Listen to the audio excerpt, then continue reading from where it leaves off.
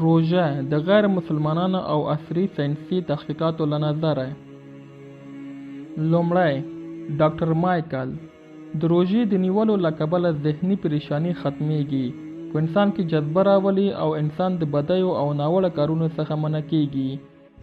دویم ډاکټر جوزف د روژې له کبله د انسان ظاهري او باطني غلظت لرې کیږي او روژه په انسان کې جسمانی او روحي استفراغ راولي.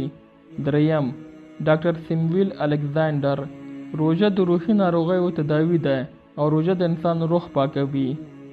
څلورم ډاکټر ایم کلایو د روژې له کبله ډیر شمیر جسمي ناروغۍ کمیږي او په خاصه توګه بیا جسمي او عصبي ناروغۍ. پنځم سی فرانډ روژه انسان د ناروغیو او ګناهونو څخه ساتي، د انسان سوچ او فکر د خرابېدو څخه ساتي. شپږم ډاکټر برامجي هنري د جذباتي او مجردو انسانانو لپاره روژه ډیره مفیده ده. د روژې له کبله د انسان فکر او خیالات سمیږي او د شیطان د وسوسو څخه په امن کې پاتې کیږي. اووم ډاکټر جیکب روژه د روح غذا ده. اتم ډاکټر هنري ایډورډ روژه زړه ته سکون او اطمینان وربخي. د روژې له کبله د انسان زغم او تحمل زیاتیږي او روژه په انسان کې د سختۍ تیرولو او زغملو عادت پیدا کوي. نهم ډاکټر ایمرسن د ولږې بهترین صورت هغه دی کوم چې مسلمانان یې د روژې په نوم یادوي. ډاکټران چې په کومه طریقه ولږه یا پرهیز تجویزوي هغه غلط دی. لسم ډاکټر یامرت د سکون او اطمینان لپاره روژه بهترینه وسیله ده. 11 ډاکټر ایډوارډ نیکلسن په هر اونۍ کې روژه نیول د صحت لپاره خورا ګټه لري. د روژې په وسیله د انسان جسم د ناروغیو څخه بچ پاتې کیږي.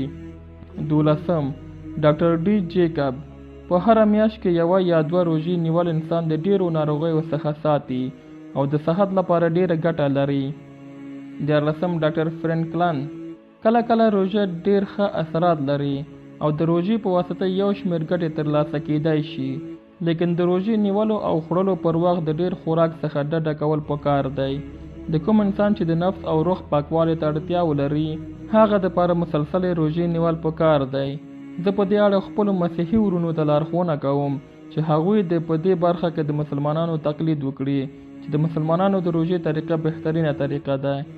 د پورته ذکر شوو معلوماتو څخه دا ثابتېږي چې د روژې له برکته انسان بېشمېره ګټې لاسته راوړي او د انسان اخروي زندگی حقیږي. په دې پاتې دنیا کې موږ د روژې له برکته بېشمېره فایدې حاصلولی شو، د کومو فایدو چې غیر مسلمانان هم اعتراف کوي.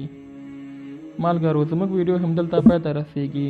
زموږ یوټیوب چینل سبسکرایب، ویډیو لایک او شیر یې کړئ. مننه.